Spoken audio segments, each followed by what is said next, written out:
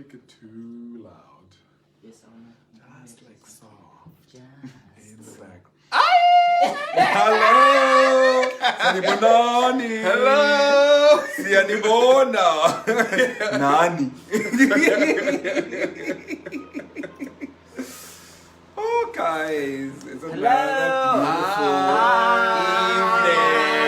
beautiful evening with you. Evening, everyone. No, it's nobody calling. It was me. I was trying to thingy and then I switched it to I hope everyone can hear us. off mode. Wait. I don't have light. Where's the other alimony? Sorry, friend, the battery is low. It's charging. How do you not charge my alimony? Hello, everybody. It's a Friday. Friday. Oh, okay. Bese uyasijisa so. It's a Friday, so Yeah. that means it is Maybe I'm time. going to the side because it's friendlier for later. It's fine. Me, I have a darker skin. Melanin on flick. Yeah, these guys are killing me. There we go. Oh, Hi. Hi. Okay. It's Friday, so it's time for Talk with the Toles. Yes, guys. Yes. My name is Khotatso Casey Satole. And I'm so happy to be here. Who are you? I am Andrew Takaro. And I'm Sfiso Cinnamon Sitole. And together we are the Toles. Now, Yes. as you can see by our beautiful background, it's Pride. It's Pride Month. It's Pride Month, so Yes. we Pride are Month, celebrating guys. International Pride Month. Yo, Right? we are seeing. We are seeing. We are seeing, In guys. fact, people have forgotten that it's actually also Youth Month Yes. in South Africa. Yes.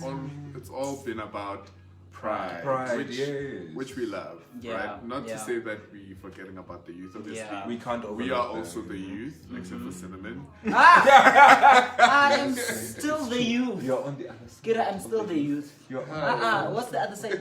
I'm still on 35. So you say in line, as- borderline. Based on what South Ah, African eh. government Aye. say. I'm borderline. I'm Friend, borderline. you're forever Let young. it go. You're It's forever not young. gonna happen. You are And I was forever playing young. Beyonce and Jay-Z's Forever Young today. I was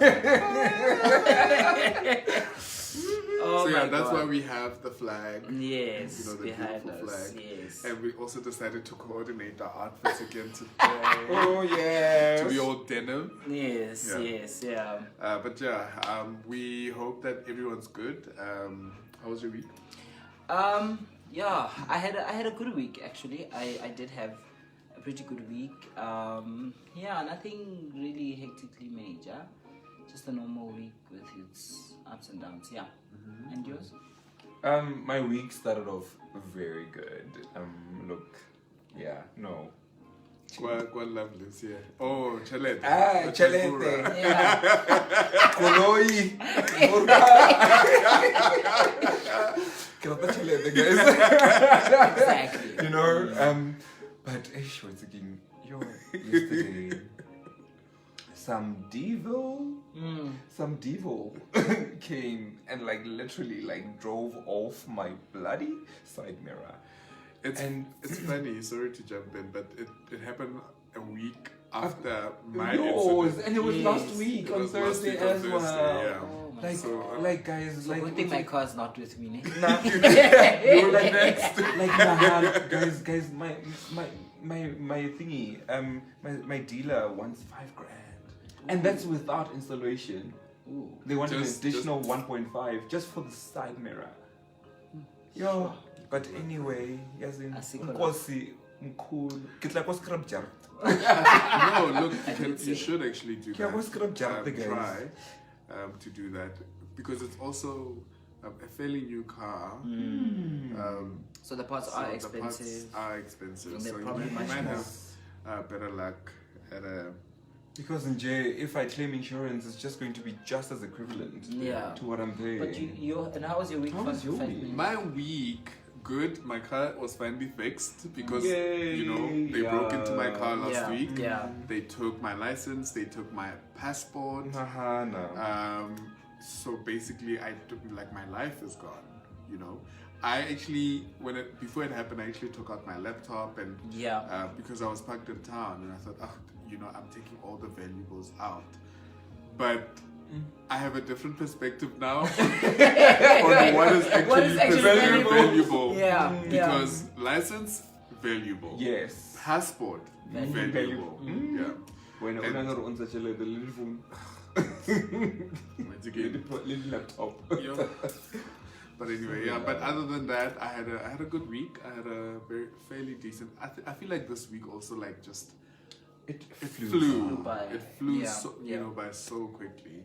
But yeah, let's get into some comments. Yes. Hi, Patrick. Before we introduce today's topic. All right. He says, "Hey fam, Hi, Patrick. went home this weekend. You will keep me company tonight." Okay, at least for an hour long. I missed watching you guys live. Happy Pride Month. Happy Pride Month, my darling.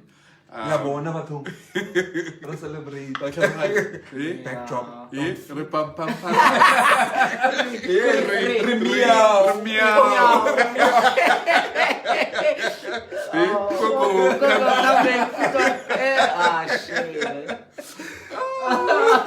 We love Amstel. We love, yes. All right. Hey, Mashatsi. Welcome. Hello. All right. So today's topic. So again, I got a message from one of you guys, and this guy was really concerned about the state. Or what's happening with the LGBTQ community in the country, with all the killings, right? And the last killing happened over the weekend. I think news came out on Sunday. Yeah. A very well-known gay man, Aubrey Bashocha, was brutally murdered. Yeah. And his body was actually. I don't know the full details, so if I miss something, maybe let me not say it, right? Yeah, he was just brutally murdered for what we do not know, and this just happened right at the beginning, just as we were about to get into Pride Month, right? So a lot of people are not really feeling celebratory. A lot of people are not very happy. Because of everything that's happening, and I agree with them, right? This is the same sentiment that I had when we celebrated Africa Month, because I just felt like, with everything that's happening in Ghana and other African countries, and with all the killings that are happening in South Africa, where we do actually have gay rights, there was just nothing to. I felt like we had no reason to celebrate Africa Day as a community, because there's still so much that we need to do.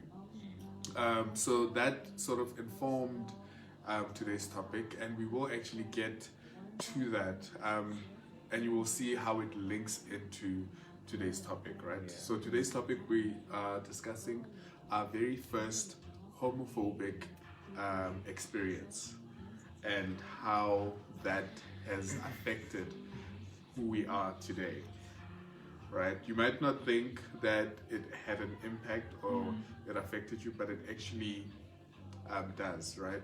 When you go for therapy, you do realize how everything sort of affects and sort of contributes into the makeup of who you are, right? So I want all of us to think back as early as possible to each of our very first homophobic experiences, even if you couldn't realize it then that it was homophobic, but now having to look back, what was your first homophobic experience? So while we do that, let's read some more comments, because I imagine that you want to. I actually just went into mine. Okay, so we don't have any more comments. You don't read them. Oh, Patrick says, I love the flag in the background. Thank you, Patrick. Thank you. So, yeah. Oh, jeez. Your first homophobic experience. I think you would recall. I used to have a string of friends. I think in our street. Yeah. Mostly girls. you know. Because I think I was just that comfortable with who I was, and maybe it just played out in such a way that, look, I was just embracing myself and whatnot and exploring. And then this one day happened where Nerita like, I gotta get a team. Yeah, you were a beast. It was a beast. We were not friends back then, but I knew, but he's not the one to mess with. Katini, like,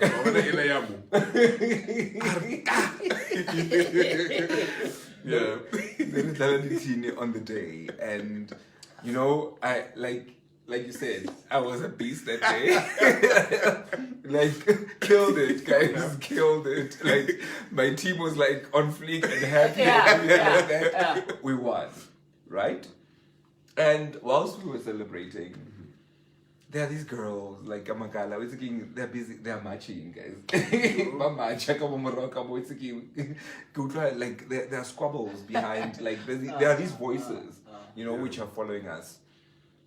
And they were just digging the irrigation pipes for our street. Yeah. Close to our neighbor's house. And these were deep holes. And you know those girls, what they said? Hey, gay kwen. Otro jarina. Otro jarina. You know? I was thinking, guys, I was so scared. Yeah. I was so petrified. Yeah. You know, I ran, and fortunately at the time, my house was literally just like a few houses away, like 2 houses away from where we were. And I ran, closed the gate, ran into the house. My grandmother was like, "What is happening? What are you doing? You know, why are you running?" And everything. Like, I was just so scared. I couldn't even say anything. I just went straight into my mom's bedroom. And I was like, I am just going to stay here. Yeah. And, you know, even though you might think, Hori, it's just an isolated moment of like people being jealous or whatever, competitive and whatnot. Yeah. But that in that moment, the fact that they felt comfortable in mentioning what a gay Gwen. They weaponized the fact that you were gay. Exactly. And you know, made you feel less than. They tried to. Yeah. They tried to, you know, in order to incite some kind of fear within me. But I was like, anyway, but at the point I was just so scared, and I was like, and I think that was one of the last times I played with the girls. Sure. Cinnamon? Yeah. I think having to look back now, my first homophobic experience was okay. So well, back home in Mamelodi, it's like it's the corner, you know. So the house opposite Ekaya, they used to have a tuck shop. So there was those, those arcade machines. So you'll find boys playing, you know, playing in those arcade machines. And I remember being sent to go and buy. I can't even remember what bibliothèque. I can't remember, but I remember what I was sent. So I went, and there was this boy who lived, I think about 8 houses down from Kohai. So this boy, then so I walk into the tuck shop. As I walk into the tuck shop, I can't really remember what he started saying, but I only started listening when he said to me, ucabanga ukuthi wentombazana wande ngifuna ukujondla and ngizokuripha. Ne? I was like, what? Okay. And athi katika kama lebella. Yeah. Well, nabulela speed. Yeah, awonkulo. One day kitlo utswa and kitlo kuripha. Kuntse ukebo una le ngibona. I was like, okay, well, fuck.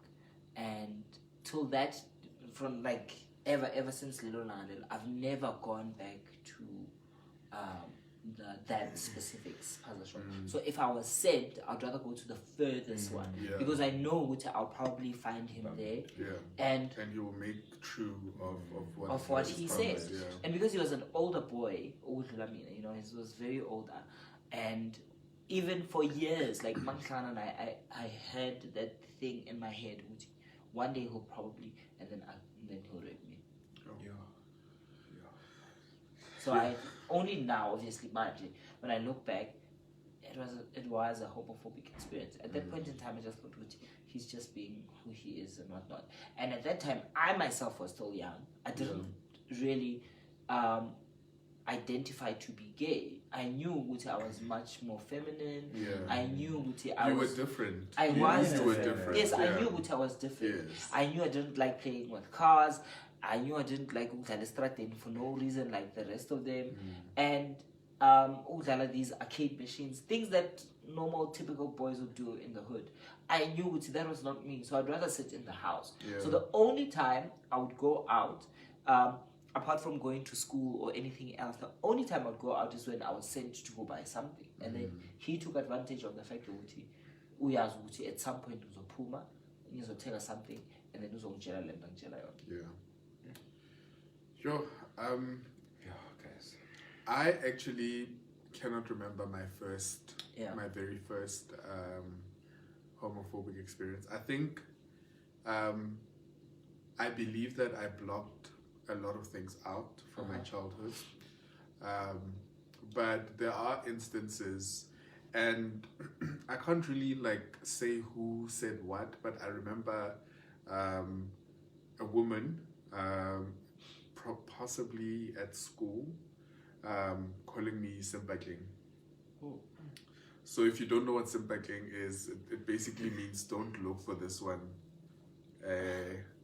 This is direct translation. So it's so the full one, it says Simpakling Bashimaning Bekantola Banyaning, right? And this teacher basically asked me, why are you always playing with girls? Like, why? Right? Oh my God. So that was the first one, and obviously that then molded how I related to people. The second one was actually at home. It was at home.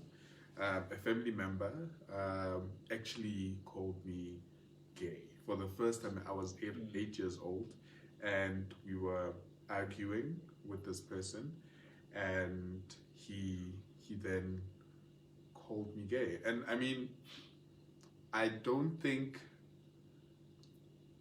think because of the context and how people, like when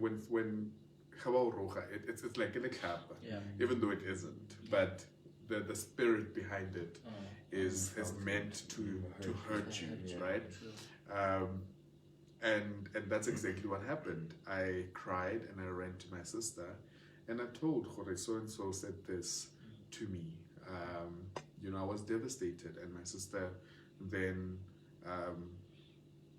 took me with her to go to this person and make him apologize for saying that. That was one of many instances, right? Which I have blocked out because I was also not a child that spoke a lot. So a lot of the things that happened, I internalized them, and I think that also led to me, sort of blocking them out into deep memory. But now I would like us to read some comments because I see some really good comments here. So that was the first instances of homophobia that we experienced. How do you think they affected you or affected your behavior? And while you also think of that, also think of your worst form of homophobia that you have experienced. Sure. It's a heavy one today, guys. Grab a glass. Grab a glass of something cold. I want to flip it later. Okay. All right. So, Okay, so Mashati says, first time I experienced homophobia was at the gym locker rooms. These two, sorry, these two guys were talking about how gay men just walk into men's locker rooms just to peek at their things, and if one ever did, they'll break their face in. Mind you, one of the guys was an employee of the gym. I knew they were talking because I was there and immediately had to go to the manager and report the incident and cancelled my membership. That to this day haunts me because I fear gym locker rooms. I have a story too about gym locker rooms, actually. But honestly, I just think, Jorge, that's just somebody identifying something, or perhaps perhaps them internalizing something that they know, Jorge, they are probably quite interested in, and because they deflect. Actually, Yes. the majority of They homophobia But really that's- yeah. just do deflect. Yeah. And and they choose, Jorge, look, the easiest way out is just for me to play homophobic. Just try and demean this person, ostracize them, and they will just go away, just so that they can try and feel better about themselves. And knowing very well who they are and what their deepest desires are within them. But that doesn't go away. No, of It course still not. stays. It's still. Okay, so another message is from Mpo Providence Ndezi. Hi, Mpo. He says, hey guys, interesting topic you're having tonight. I got a voice note to share my first experience because wow, it's actually funny, but hey, load shedding and my battery might die anytime from now. Oh, Paul, would really, really love to hear your story. Just try and give us what you can. Yeah, if you can, just it might help someone. So just try. So how? Okay, let me start with in terms of how it those comments that were said around me. And that was another thing, right? A lot of these things were said around me, not necessarily to me. And it's like people, I'm like, do you not realize that I have ears, that I have comprehension, I have a brain? You know what I mean? Like that whole, scenario with the woman who, she was saying that to me, but there were also other people in the family that would say things like sympathying and all these things, right? And how that affected me growing up.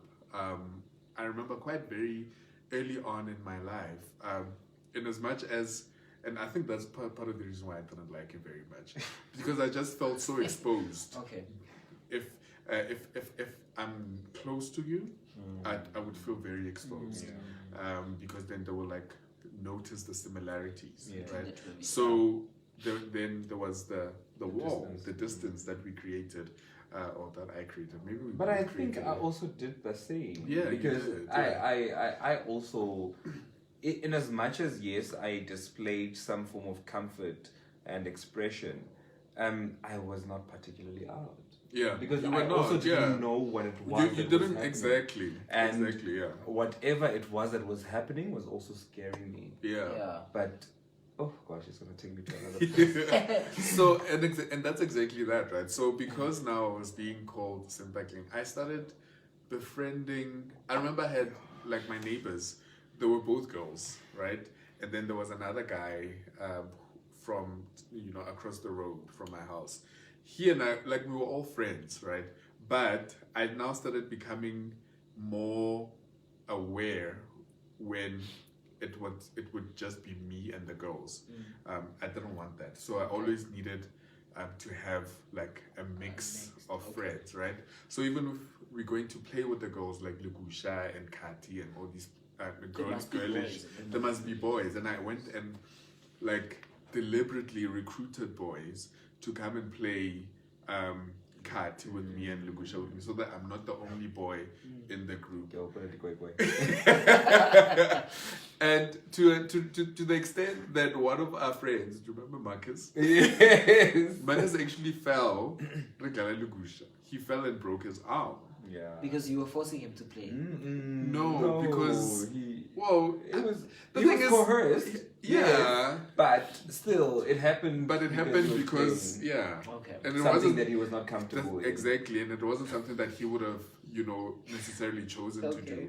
but because I mean I think I was an influential child, right? Exactly. Influenza. But it was just a survival mechanism for me. You just took me. Oh my God. You just took me into another space. I think you took me there too. Do you want to start? I'll start, Fred. Because Should I read the comments Read the first? comments. read the comments first. Okay. So Patrick says, my first homophobic experience was from family members. I used to laugh it off because I was still a kid. I only realized when I was in senior primary that I was different. When I got to high school in a different school, I decided to start acting straight. Only then did I start feeling accepted by everyone. I only had straight guy friends. I became homophobic towards femme gays in my school because they reminded me of what I went through in primary school. I'm no longer a homophobe. I've accepted who I am, and so has my family and close friends. I think this, this mirrors a lot of us. Yeah. And then Mokhotsi Lekhage says, Hey Mokhotsi! Oh my God, I went to high school with him. oh really? Hey, Mokhotsi. So Mokhotsi says, I had an uncle who used to point out my mannerisms and told me not to act like that.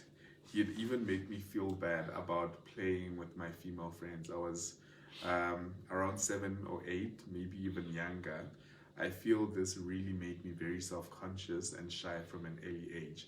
I remember preferring to be called quiet and shy rather than being called a sissy. Oh my God. God. Okay. Shit. Wow, that's wow. I see so much of myself in what Mokhotsi is saying and what Patrick is saying, because that's exactly what I went through. Yeah, I think a majority of everyone in the in the LGBTQI plus community has gone through similar situations, because when Patrick was saying what his experience came from family, I think it also just, like, when you have those memories and you've put them away, and only up until something just triggers everything, and then everything just comes flooding back.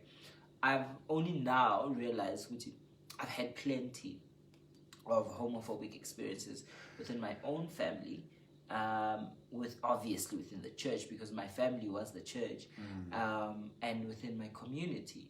So when I was younger, I have a twin brother. I have a twin brother, everybody doesn't know. So now, because my mom could see, she made it a point. There was times where it was a big fight. But why udlala namantombazana? Kwamele udlale nabafana, right? At all times, and mainly and one of the things that my mom sikhule in a sense yokuthi I could never be anywhere else without my brother. Okay? So where I am, my brother needs to be, and where my brother is, I also need to be. And 99% of the time, I'd be where my brother is. Okay? So now at church, when we were younger, we had a group of boys who were friends. Okay? And obviously by default, I had to now befriend these boys, because one, my brother is friends with them, and now my mom expects me to be where my brother is, and she expects me to play with boys. So I had to now go play with these boys, the sleepovers and the what, to the point where even at sleepovers, even at Sunday school camps, these boys will never get naked in front of me. No, they would never take a shower in front of me. So as a result, I only now remember the whole, you guys know I wake up very early, right? It didn't start now, it started then. I would wake up early because I'd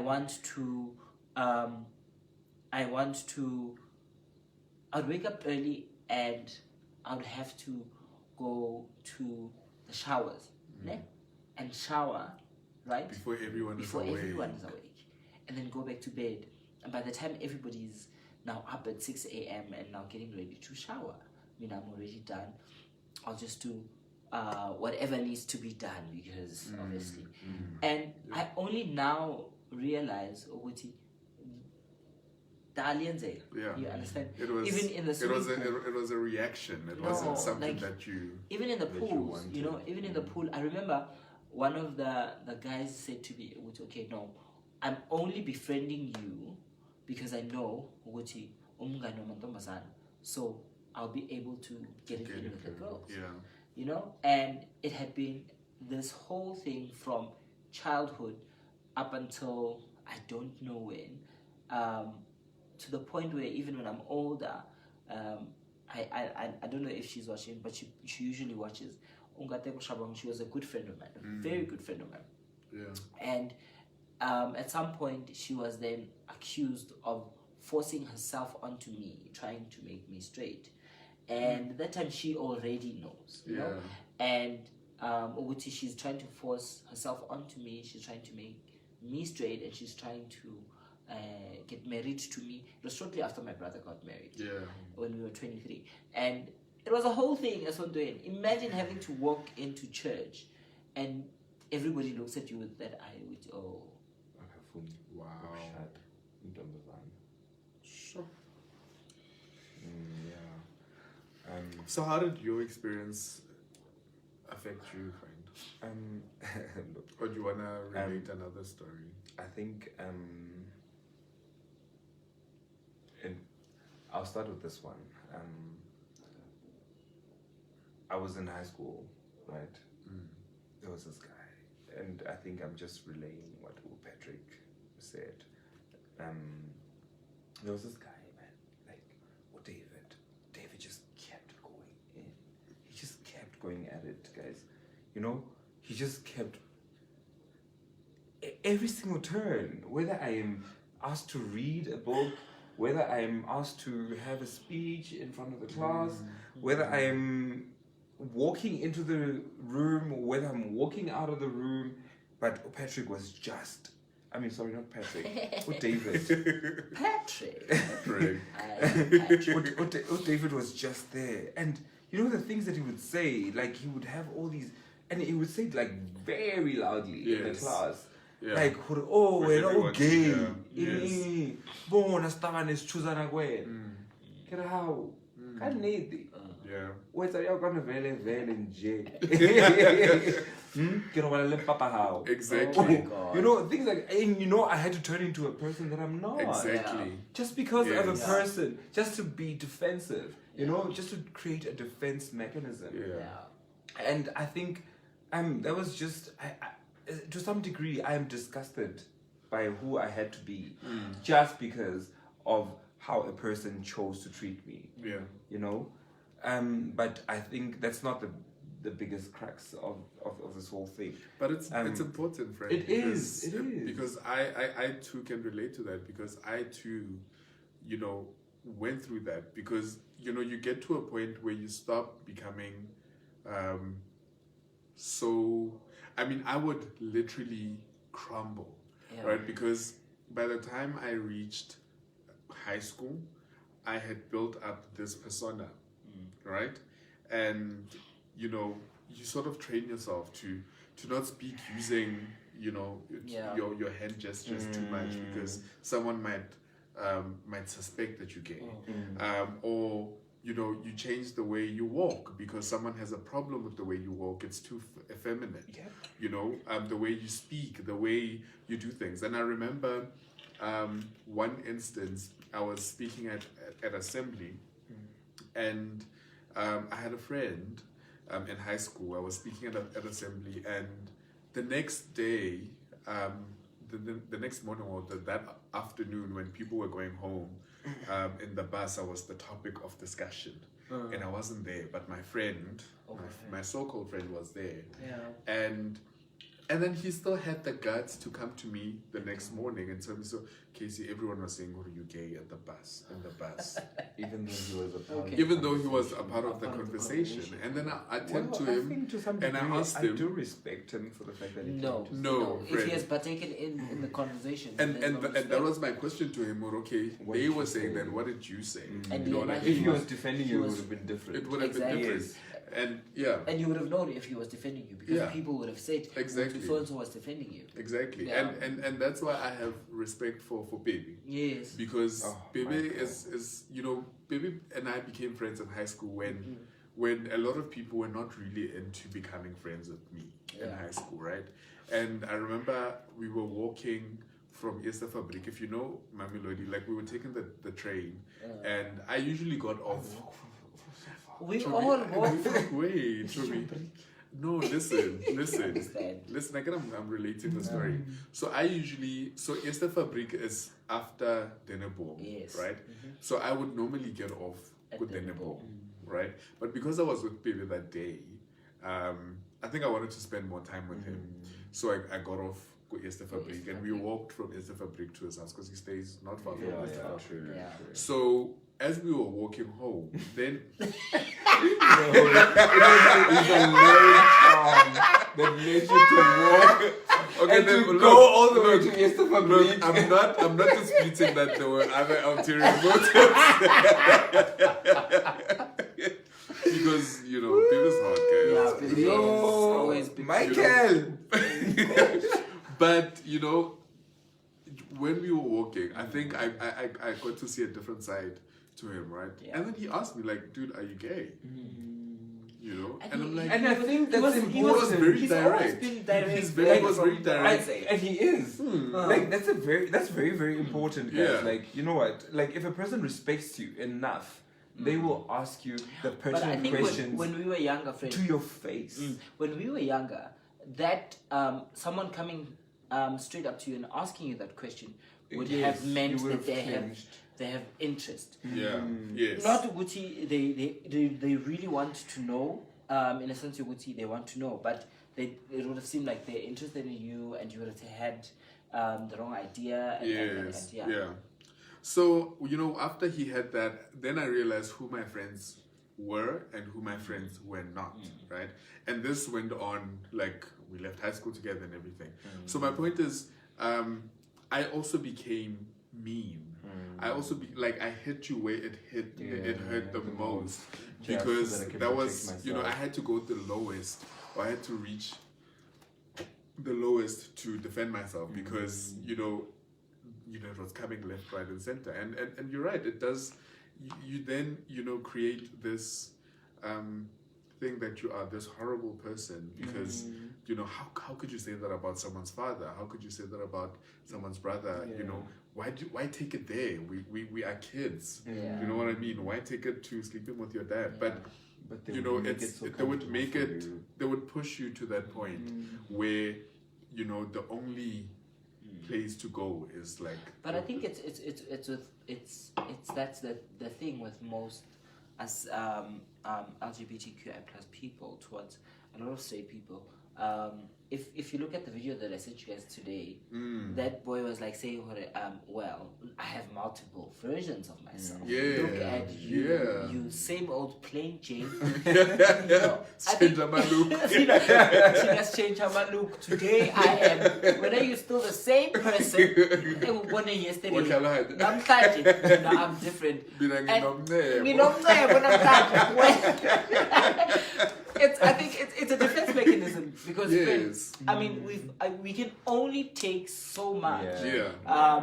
At the end of the day, you also want to hit where it hurts. Exactly. Yeah. And calling them out on other things by Abu Mama, by their own personalities and whatnot. And the majority of the time, abantu abaningi that come for us are people who have self-esteem issues themselves. Yeah. And then Tina, we are just an easy target because it's the othering, right? You are literally in plain sight. It's the othering, and it's a human, and we're not making excuses for them, but it's a human thing, right? Because We try and pray in the week. They you pray try on and the pray way. on You pray on the weak, exactly. you So know you always now find the other someone weak. that you perceive as weaker than you, right? Yeah. So the Europeans, the white people, were killing each other in Europe, and then they decided, oh, okay, from their scale, we have the Germans Yeah. who are at the top, and then we have the Jews and what. Look, I don't know. You conquer the European history. easiest. You conquer the Yeah. easiest, and then they're like, okay, cool. So now we're bored. Let's go find other people Other to, people. you know, Yeah, and then yeah. they come to us and like, oh, okay, so then we'll find other people, right? Oh, okay, we'll terrorize the Shangans because we feel that the Shangans are below us, Exactly. or the vendors, or whoever, right? So it is a human Yeah. sickness. Yeah. You know what I mean? But yeah, I think we straying. Let me just read Let's some read comments. yeah. Okay, so Makati says, people are so comfortable being homophobic, even in front of our parents. I remember another incident at the shops with my mom. I was wearing shorts, and this lady cashier made a comment and said, "Dirope tsa gago di dintle. Are re tla di nyadisa mara." This is horrible. And at the time, I thought I was So disrespectful. getting complimented. But when we got to the car, my mom was quite upset. The cashier was inquiring if I'm gay.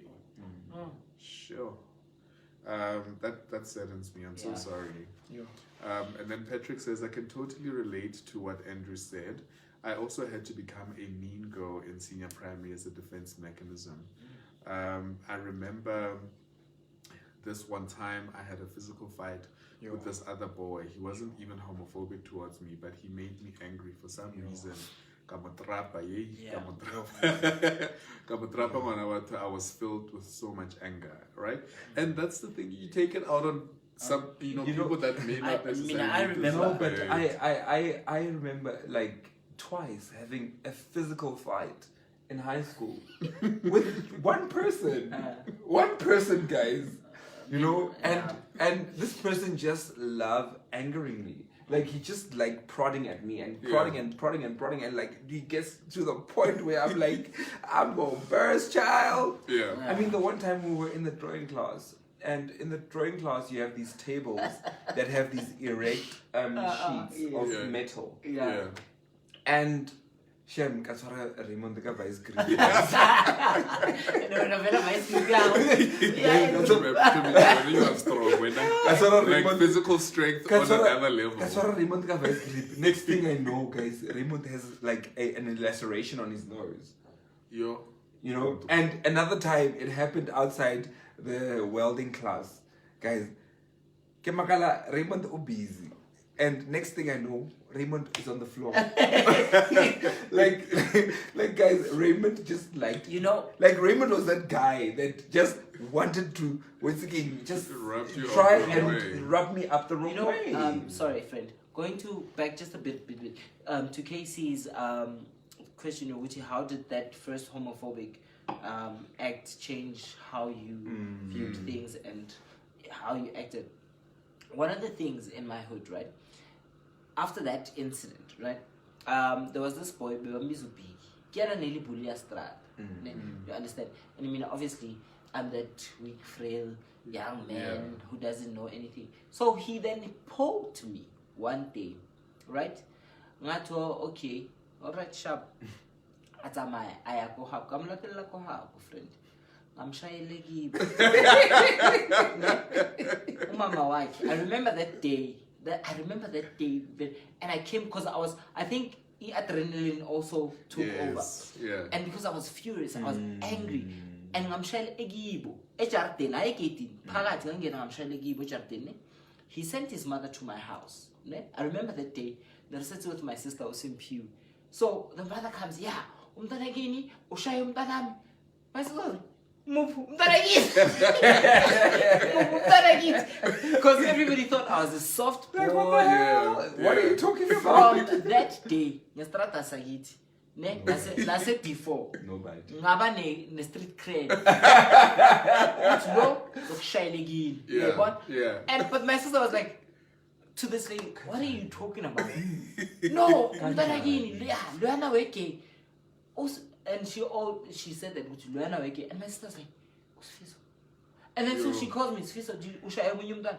I was like, well, yeah, well, you know. Yeah. But they didn't believe it. And Naya, I think, mangimshaya, akusukuthi he couldn't fight back. I think he was surprised ukuthi ngimlande one ngimlandele yibo. Two ngishaya yena. Remember ukuthi ngishaya wa gay. You're weakening him, pambo family yakhe. And pambo my friends wakhe. Yes. Yeah.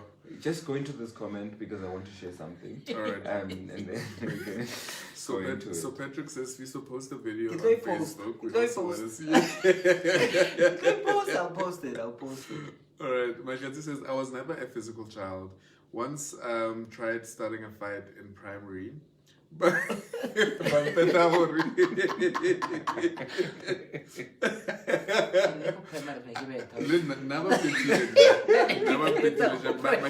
feel you. Remember the time we fought? Who won? I think I won. I beat you. Yes, you bit me, you bitch. You bit me. Fuck, I remember. Sis and Alright,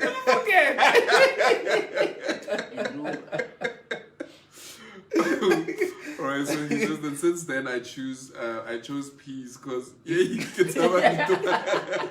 sadly turned me into an easy target because Sam wouldn't fight back. That's true. I also I tried it once with a bully. This guy was bullying me in primary school, and you watch these cartoons you must stand up for yourself and everything, and then I did that.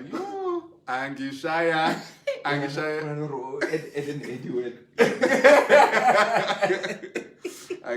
umbut. Akimoleva rasi. Rasi wako D1. Umbetile. Anyway, so Msawi Nkosi says, the biggest legacy that homophobia left in my life is trying to be the perfect man. Oh man. I internalized that being effeminate and by extension gay was a flaw. So I trained to be hef. Okay. Jeez. I get that. Okay. I get that. You overcompensate. Yes, Kanya. Yes, Oslalo deep. He's not. But you are lighter. You are lighter today. But we feel your message. Yeah. That's You that's overcompensate, intense. and I think we also That's intense. overcompensate for a lot of things. It may not be in terms of physical strength or just being overly masculine. In other areas we also overcompensate. My overcompensation was with my books, right, at school, with my grades. I couldn't beat them on the field or in the soccer, but with my grades, Deflect. and I feel like that sort of carries out throughout your life. Isn't that what we do though? As a I'm society, saying. as a community. That's what I'm saying. We overcompensate. literally just channel everything into just being the better in a lot of things. Above the bullies, above the ones that try to make you feel less than, above the ones that want to make you think you are not worth who you are. I overcompensated by being the problem solver in anything. And because you wanted to feel useful. In my whole family, not just immediate family, but my grandmother, my father's side and my mom's side, I'm basically that guy. Whether it's a wedding, you see for a party, then and if they want something, first person to call is me. And it's not just on an event scale. I think I also I don't know, it just so happened I kind of meet a lot of people and people who know things, people who are involved in a lot of things. And one of my family members would say, okay, I have a problem with A, B, C, and D. And the other would be like, no, let's call Usfiso. I know Usfiso knows someone who can assist us. So I overcompensated ngalogo. And I pride myself, they can't do anything without me. So Exactly. So now, me though. You whispered me. Oh yeah. money. Yeah, I'm like money. Same here. I buy affection.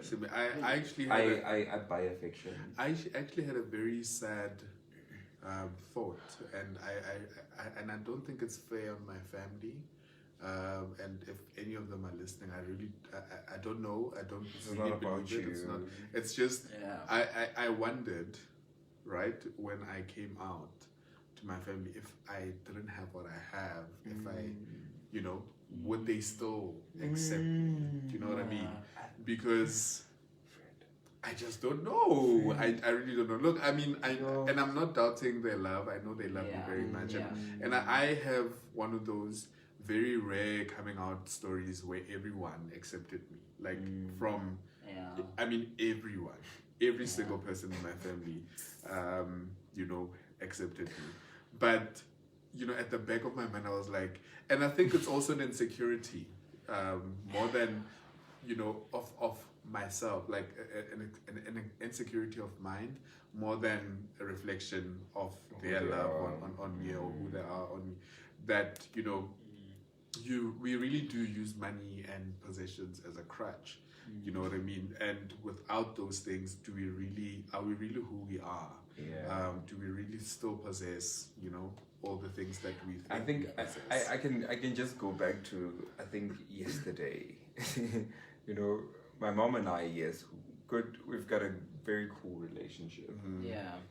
We are buddies. No, like more than anything, we are buddies. And I think yesterday, and this just dates back to quite some time back. If my mom gets money from me, Yeah.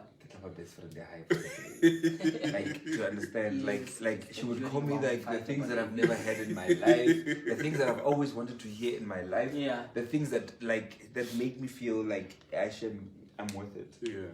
You know, and I'm like, but honestly, does this really need to happen in order for me to feel this way? Yeah. But I think, But also, our parents don't know how to be any different. They've never been exposed to a different kind of relationship. I mean, like, look at my grandmother, guys. My grandmother was going to tell my mother that she loves her. No. Like, you know, Google and you know what? I think I respect Kelly Kumalo for her show. for what she's doing. Because, like, you know, she's literally exposing is. the dynamics, the family dynamics, especially between parent and child. Ukuthi, like, how does it really affect you as a child? Because I think a lot of people do not understand, Uguti, the relationship between your mom and her mom actually does translate to how your relationship how your mom relates. It doesn't matter whether you are male or female. Either way, you know. And when my mom narrates her story with her own parents, she had a terrible childhood, but she had said, Guti, she made a conscious decision. When I get my own family, I'm gonna do things different. And she did. With my mother, I think the most thing that she was mostly grateful for was the fact that even though, yes, what was happening could have been seen as child labor and all those kind of things nowadays. I mean, my grandmother used to, like, she was a hustler of note.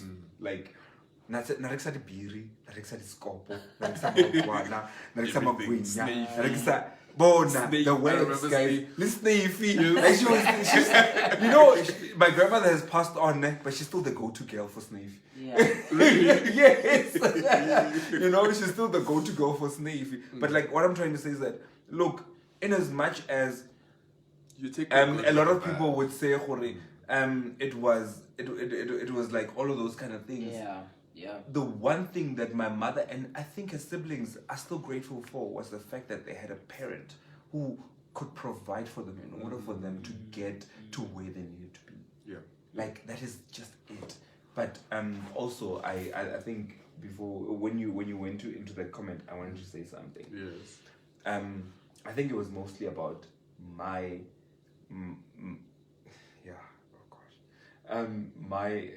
well, I don't know if I should call it a bully, but I had a family friend. Can I read this comment? Because the bullies, that's where I want to. That's going to lead us into the next phase. Oh, you think? Okay, say it. Ne? Okay, say it.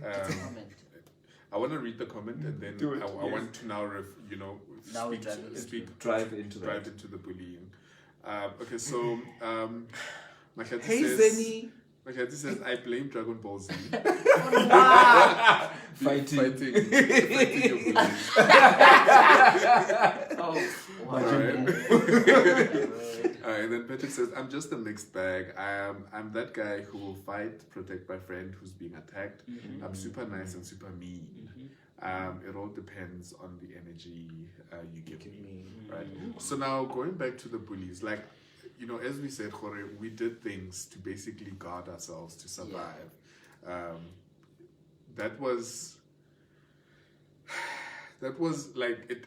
I feel like it got us through, and we are where we are today because of all of that. Yeah. Even though we might have complexes, right? But the bullies grow up, right? And the bullies, if they go unchecked, if they go unliberated mentally, if they go unchecked on their actions, they grow up and they're the ones that kill us, right? Yeah. So after what you wanted to say about the bullying or the bullies, I want us to talk about the killings, guys, because I feel like these are people. These are not just anyone's or any people. That could have been Rasi or the guy that bullied you, that and the guy that you hit at your house. That could have been them growing up and becoming someone that eventually murders. A gay man or a lesbian woman, simply because they feel or they have a right to do that. Yeah. I think where I wanted to go with this is, I think, it was, I think a couple of years back, and I was at a family event. I was attending like a family event for family friends, but they are closely associated with us.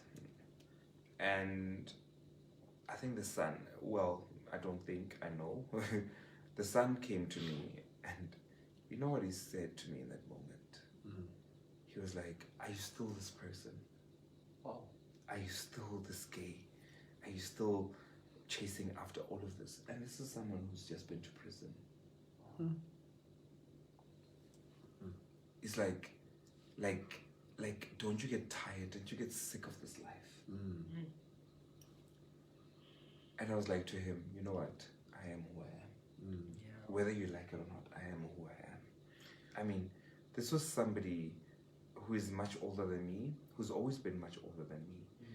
And he was one of the first people that I had sexual encounters with at a very early age. This was somebody who sexually molested me. And at the time, of course, I would never see that. I would never say that was that. I just saw it as somebody's giving me attention. Yeah.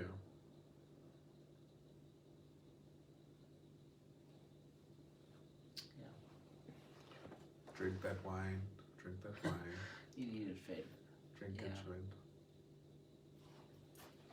Yeah, I just think, Uchi, at this point in time, Mina, actually, and that's why I don't spend a lot of time in Mamelodi. I don't spend a lot of time at home. When I do go to my home, Ekaya in Mamelodi, it's mainly just a matter of going to see my family, my nieces and my nephews, and you guys, right? I think I spend more time in Mamelodi with you guys more than anything, because I do not want to have to see myself during the day in Mamelodi, walking the streets of Mamelodi, because my fear, and this has been my fear in the last 2 years, because I remember I posted a status last year, if not early this, no, I posted last year and this year as well, is that my fear is having to walk in the township that I grew up in, and not feeling safe. Yeah. Because I know for a fact there's that guy who lives in my street. He's still there. Yeah. Who said to me one day, I'm gonna kidnap you and I'm gonna rape you and you won't do anything about it. Ne? And he's still there. And he's still free. there. It's still free. So, and I think my family nabo they think no, maybe it's fiso makasikaya. There was a time when my mom asked me to come home because she was away for the whole weekend. She asked me to come home. I don't know if you remember. She asked me to come home to look after the house because she was not home.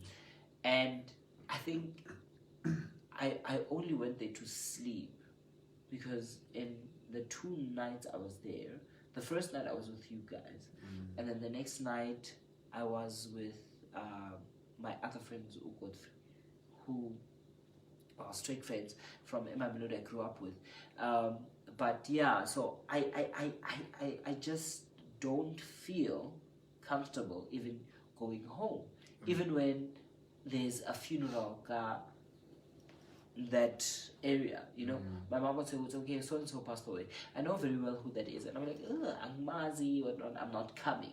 No, mainly for one reason, because I know certain people are going to be there, and I do not want to be there because I don't know what's going to happen, how they are going to react, and because of everything that's in light of everything that's happening in the country, all the killings, and I genuinely do not want to be the next one. Yeah.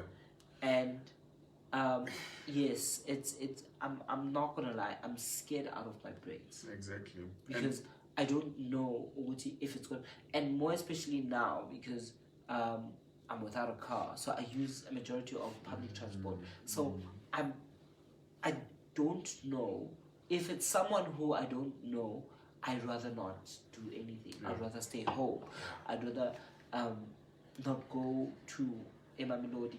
I'd rather, because I don't want to be in a position where I'm in a taxi and yes, I'm called out. I haven't been in a taxi. I'm called out being gay, and because I'm at a point or the where taxi I'm not just gonna runs hide. away with you, friend. Like, you're supposed to get off at this point, but this guy decides to drive off. I mean, Exactly. these are actual fears that we live in. I mean, I still stay in Mamelodi, you know, and my biggest fear is exactly that, like being attacked, right? So even if a guy is genuinely macking on me, that is not the first thing. That is not the first thing that comes to mind. That, oh, this is a nice guy macking on me. Like, I will walk as fast as I can. You know, get home as fast as I can, or you know, drive off as fast as I can, because my first instinct is that he's going to harm me. And you know, I love watching you know, these TV shows like the CSIs, and I know it's a bad thing, but I watch a lot of those shows, and there's this one as well called The First 48 Hours. So this show, if an incident occurs now, they try to solve the case within the 48 hours, and if they don't solve within the 48 hours, they'll just, you know. But one thing, yes, it becomes a cold case. So one thing I've learned with having to watch a majority of these shows, I know a majority of them are American shows, but I feel like, I mean, it's anyway, you know. They are and good tactics. exactly. And one thing that I think we've established is that we give our black people little credit when it comes to organized crime and serial killing, and because I think we've seen in the last couple of years that these people are brilliant. They're quite capable of it. Exactly. So if Yayami is that Uguti now, in the country, someone could die someone could be murdered and brutally killed in Durban, right? Ne? And now the thing is with social media and and media in any case, they will describe to detail how this person was killed, was brutally murdered by a specific person. They don't know who this person is, but they're going to detail it. Or which this person was stabbed 7 times, twice on the head, or 3 times. You understand? So having to watch these shows is that in of the time, majority of people are prosecuted for crimes. He might have killed 1 person, ne? And then years later, they are saying that he's a serial killer. He's not. He wasn't even a serial killer. The problem was, Uguti, now the media went and looked at the scene, right? And now me as Sfiso, I want to kill someone. I'm going to study how this person killed the other, right? Maybe it's a copycat. And exactly that. It becomes a copycat. Or recreated the whole thing. Then it seems as if there's a serial killer on the loose or on the run. So my fear... And it's just a bunch of people who are taking an advantage, or they want to settle a score. So for me, I know for a fact, I went to this boy's house, right? It's fine. I don't know till this day, is it a grudge now? You know, and could he be planning it? Exactly. That one day, when you're vulnerable, or Gunjani, whatever the case is. But you don't know what people plan. That's what I'm saying. It could be for the fact you adjust yourself. It could be for the fact that you are successful. It could be for the fact that maybe you have a better mother. Exactly. A better relationship with your mother. It could be for various things. Apparently, I work at the airport. They don't know what I do.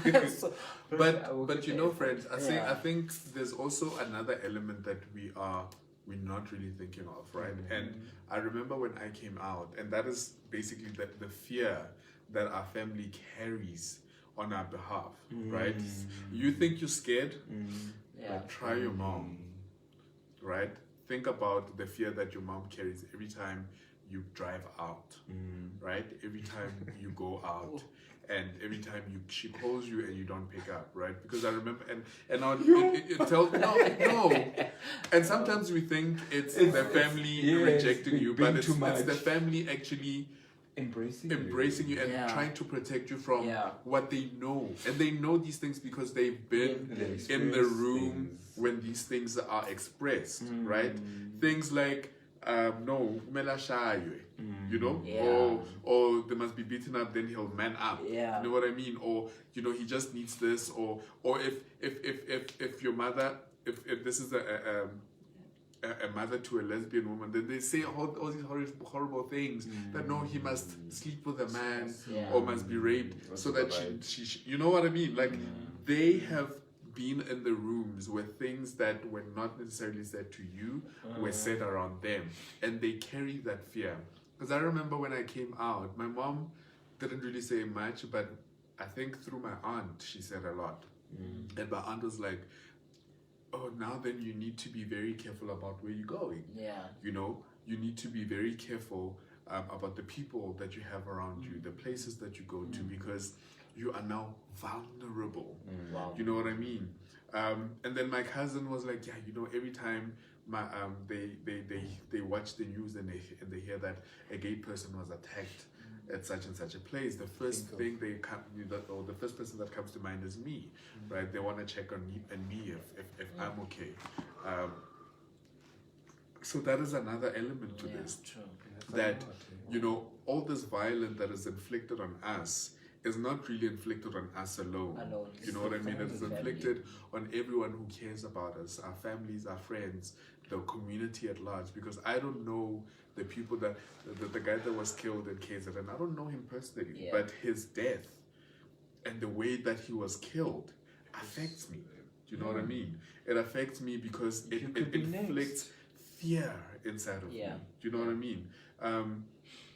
It's horrible. It is. It's just terrible. I just really think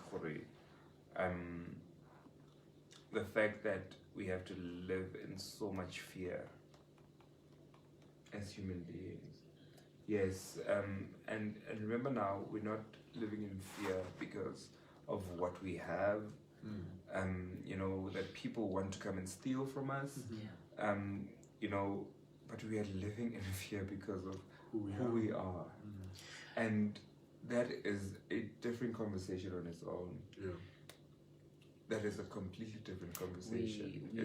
We are basically. It's not okay. It's not. We are just not okay. we are living in fear, friend, because the other person is afraid that they'll be exposed to who they are, and that is what we are genuinely living. And now, the jealousy comes when this person sees Uti. Why are you allowed to live to be the person who that you are? And me now, I'm trapped in this body as this straight man, or this perceived to be straight man. So the best thing to do is to eliminate you, because when you remind me of who you are, who I am, and I don't want to be who you are, so I'd rather take your life, so I don't have to see myself in you, because every day when I look in the mirror, I see myself. And the only reason why all of these mass killings are happening, friend, is that same reason. Because this person, when they look at you, they see their true identity. And I'm gonna every day ululala. That's why I don't wanna go home, because I know for a fact those two boys see themselves in me. And Mina, I'm not apologetic about who I am. And I'm not gonna hide for a sake yabo, so that they are able to live. And Mina, I die inside, no. And I'm afraid they will do something, mainly because bafuna ukubulala to kill who they are. But unfortunately, I think it was bulali more than themselves. Yeah. Okay. Okay, guys. it's another night. Can let me read some comments? It's another night, guys. Sorry. Okay, so Patrick says hugs Andrew. Yeah. And then he says, speaking about Kelly Kumala's show, I need to catch up on the show after watching this show.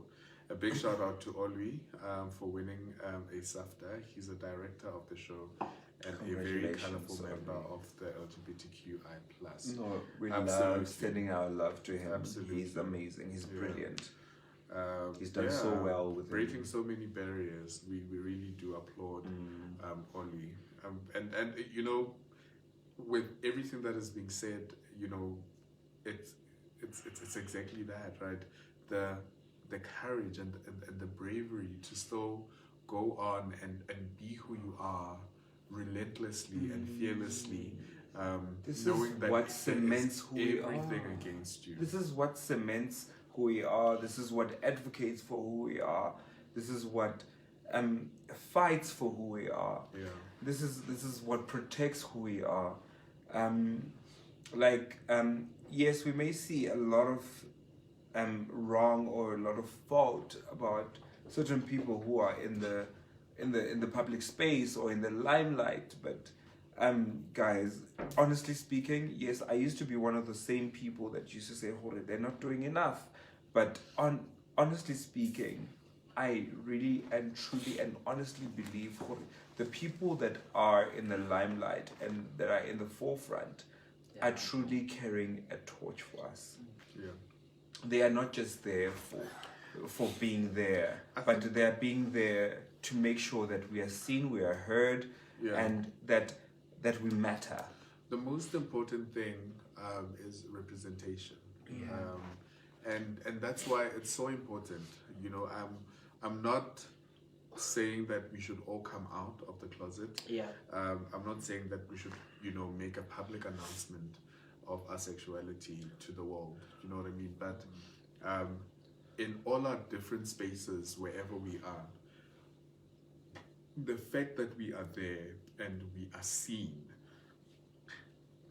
that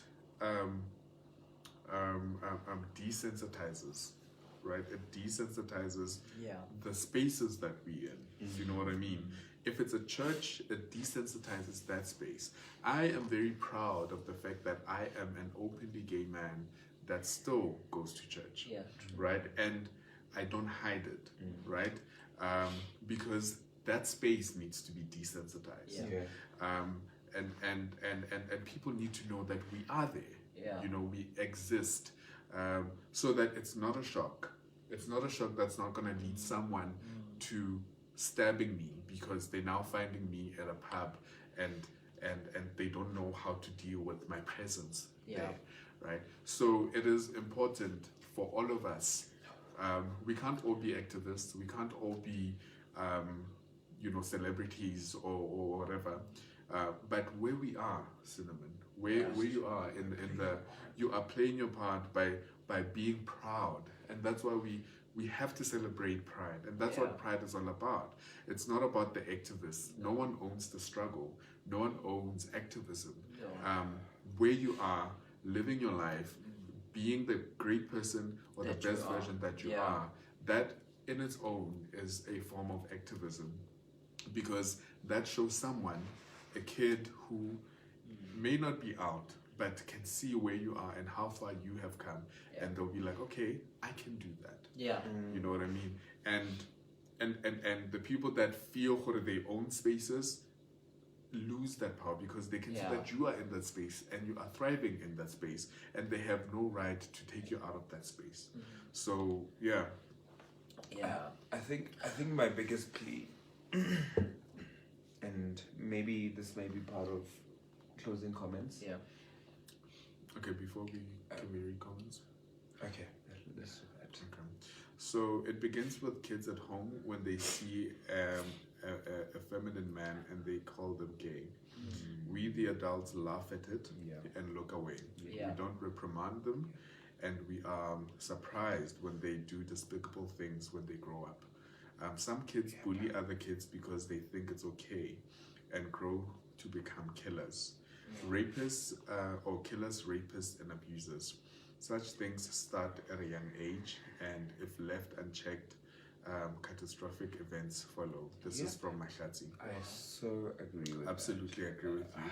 150% with that. And then she's also sending virtual hugs to both of you, to all of us, I guess. And then he says, "Oh, Cinnamon, that's scary." I think he was referring to the incident of you mentioned. Yeah. Should we go into closing? Yeah. We should go into closing. We've gone over time. Sorry, guys. But I think tonight's topic can't be. It really can't be just cut off at a particular time frame, because it is quite important. Yeah. And but like I was saying earlier, I think my biggest plea would be to firstly law enforcement.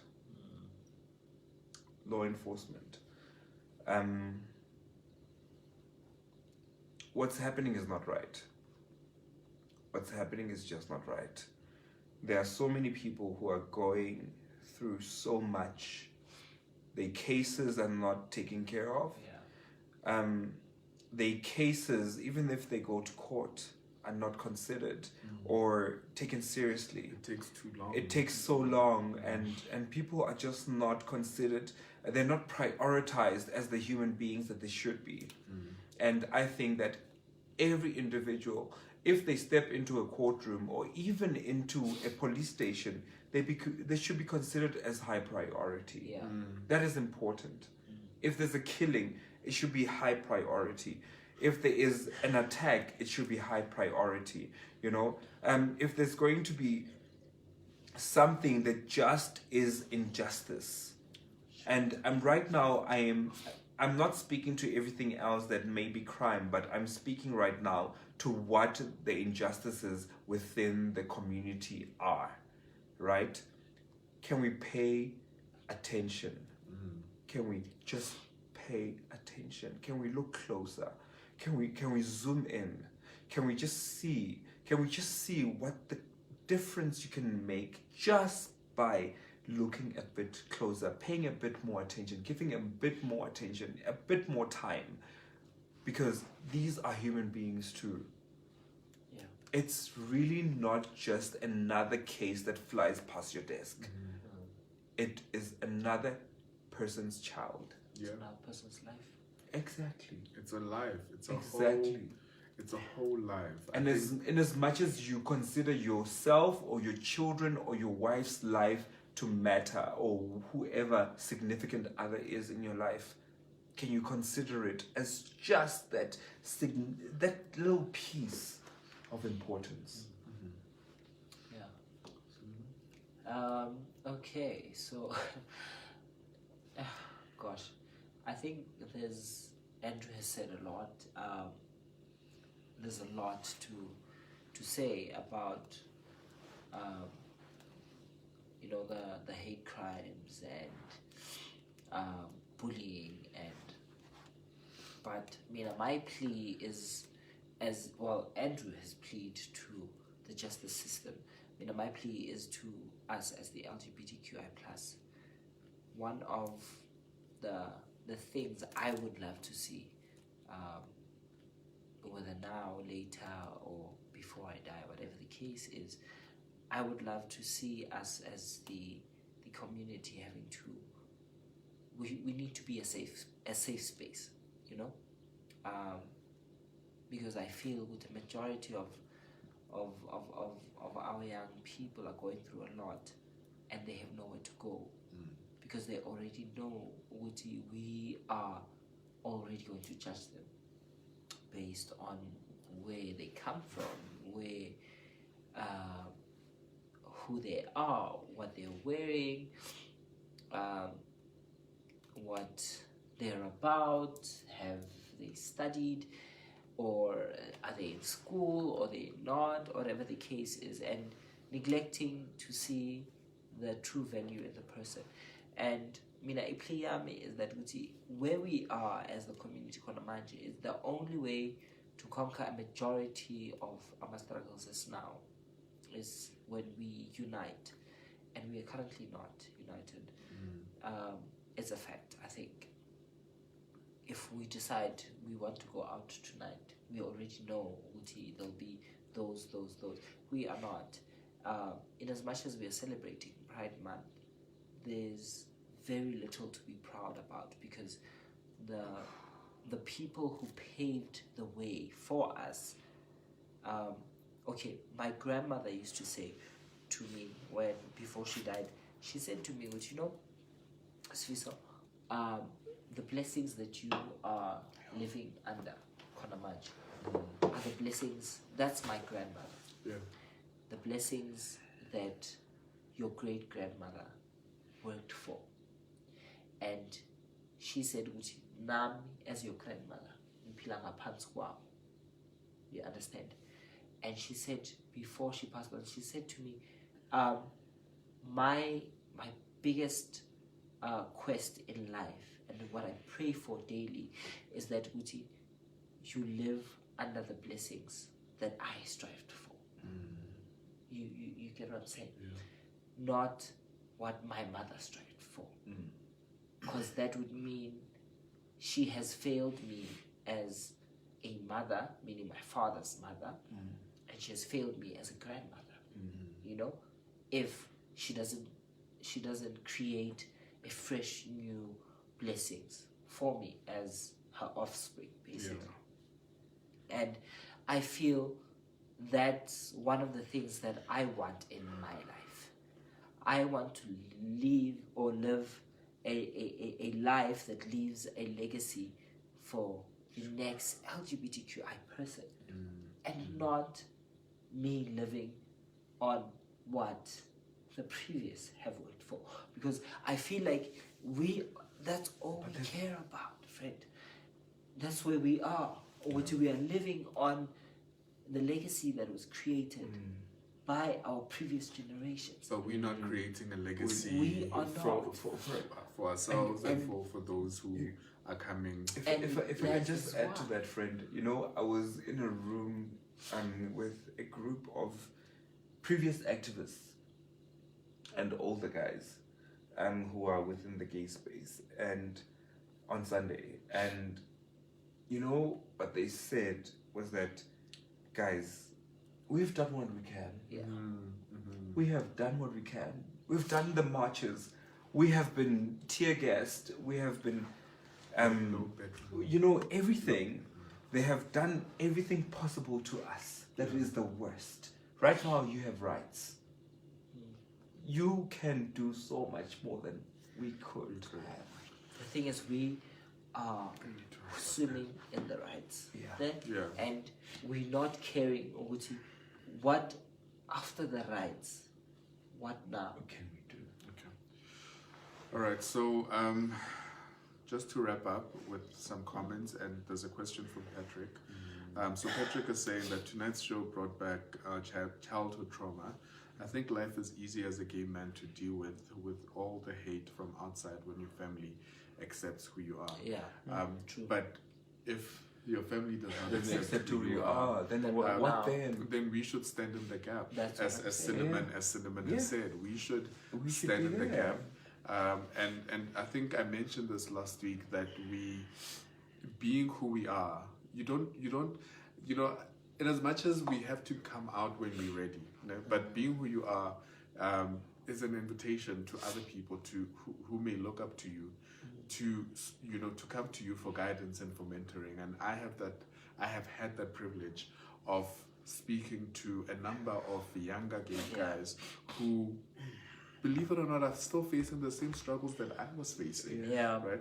But because I have gone through that, I'm able to help them and to give them to lend them a helping hand. So we need to then step into that gap where the family, refuses to stand in or to be in. And then Patrick's question, he says, one question before you guys go. Do gays also fall in the vulnerable group like women? If so, should we also advocate for gay men to be in spaces that can... if so, should we also advocate for gay men to not be in spaces that can endanger their lives the same way women are told to be not in certain spaces which are not safer for them? I believe yes, 100 times. You know why? And I don't think there would be a cause without a problem. Okay. Firstly, I'm looking at the total shutdown, the campaign, and they advocate for vulnerable people, and that is women, that's children, and that is some members of the LGBTQI community, and so forth. So I don't think that we are fully, not all of us are exempt from it, because some of us are more vulnerable than some would be. Yeah. And for me, that would be the transgender community, who are completely forgotten. Lesbian women.